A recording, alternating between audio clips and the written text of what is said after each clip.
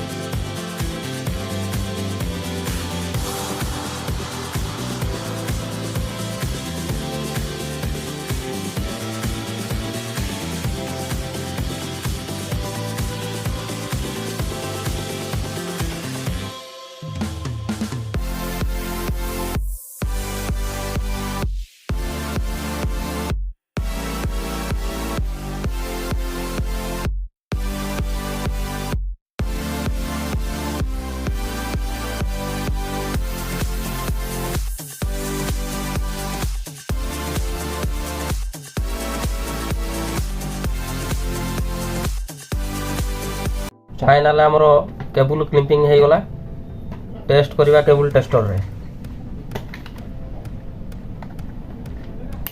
ओके